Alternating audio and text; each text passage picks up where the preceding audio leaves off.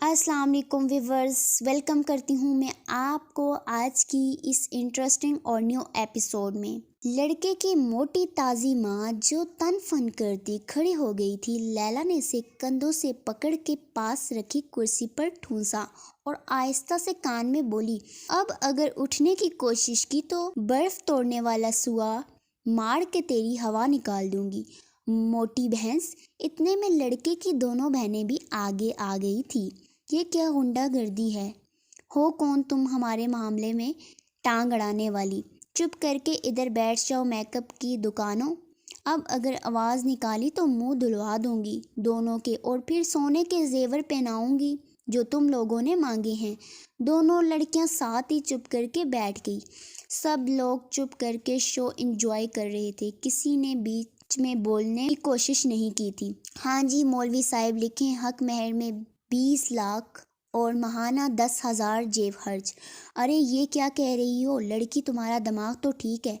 लड़के का बाप तड़प के आगे आया। क्यों, मेरे दिमाग को क्या हुआ है? ट्रक भर के जहेज का दिया, तुम्हारे सारे खानदान को सोना पहनाया, दूध के लिए भैंस दी, इस पे भी दिल नहीं भरा तो मोटरसाइकिल मांग ली। क्यों भाई, तुम लोग भूखे नंगे हो? पहले बता देना था, तुम्हारे गुसल खाने के लिए पार्ट भी इधर से दे देते।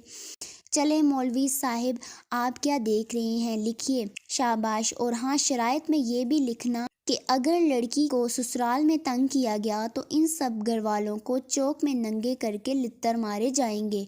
वो खूनी नज़रों से इन सब को और ख़ास तौर पर दूल्हे को घूरती हुई बोली, और वो नाजुक मिजाज दूल्हा सहम कर पहलू बदलने लगा। अरे बेटी सुनो, मेरी बात सुनो। लड़के की माँ दहल कर जल्दी से उठ के आई। हमें कुछ नहीं चाहिए, हम सारा कुछ वापस करने को तैयार हैं, और निकाह भी अभी होगा। अगर कहो तो रुखसती भी अभी करवा कर ले जाते हैं, मगर अल्लाह का वास्ता तुम अपनी शर्तें वापस ले लो। इतना कहकर वो लड़की की माँ के पाँव में जाके बैठ गई। हमें माफ़ कर दो बहन, हम रिश्तेदारों के बहकावे में आकर लालच में अंधे हो गए थे, मगर इस बच्ची ने हमारी आंखें खोल दी हैं। हमारी भी 2 बेटियां हैं, हो सकता है कल को इनके साथ भी कोई ऐसा करे। बस हमें कुछ नहीं चाहिए, आप लोग जितना चाहें मेहर की रकम लिखवा लें। मोटी आंटी रोते हुए माफ़ी मांगने लगी। नहीं आंटी, हमें कुछ नहीं लिखवाना, मौलवी साहब निकाह शुरू करें। नाइला के भाई ने इतना कहकर लैला की तरफ ताईदी नज़रों से देखा। लैला ने भी मुस्कुरा के हाँ में सर हिलाया और अंदर दुल्हन के पास चली गई। वहाँ पर भी इमोशनल सीन चल रहा था। दोनों माँ बेटियाँ एक दूसरे के गले लग कर रो रही थी। नाइला को सारा माजरा पता चल गया था। इसने भाग के लैला को गले लगाया और बोली, लैला तुम तो मेरे लिए रहमत की फरिश्ती साबित हुई हो। मुझे माफ़ कर दो, मैं तुम्हारे लिए बुरा बुरा सोच रही थी। क्या मतलब? लैला ने झटके से उसे खुद से अलग किया। वो मैं तुम्हारे आने से पहले दुआ कर रही थी कि तेरी टांगें टूट जाएं ताकि तू मेरे दूल्हे की बैंड बजाने ना आ सके। क्या? लैला चीखी, कमीनी नामुराद, वहाँ मैं तेरे लिए लड़ के आई हूँ और तू मुझे बद्दुआएं दे रही थी। कमबख्त, मारी जा मर कहीं जाके। लैला ने इसे धोतड़ मार के परे फेंका। वो उठ के फिर से रोते हुए लैला के गले लग गई और माफ़ी मांगने लगी। इतनी देर में मौलवी के अंदर आने की इत्तला मिली तो लैला ने उसे अलग करके बिठाया और बोली, चल बस कर दे, सारी नाक मेरे कंधे के साथ ही साफ करेगी। सारी लड़कियां हंसने लग गई और फिर निकाह शुरू हो गया।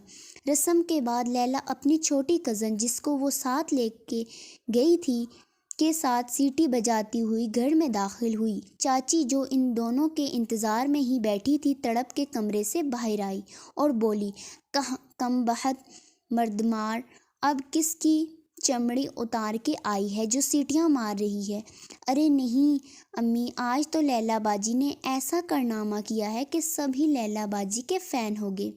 इसकी कज़न तारीफ़ करते हुए बोली, तू चुप कर लैला बाजी की चमची, मैं जानती हूँ ये मुई जब भी सीटी मारते हुए घर आती है, थोड़ी देर बाद कोई ना कोई इसकी शिकायत लेके आ जाता है। इतनी देर में दरवाजे से कोई तेज़ तेज़ घर में दाखिल हुआ।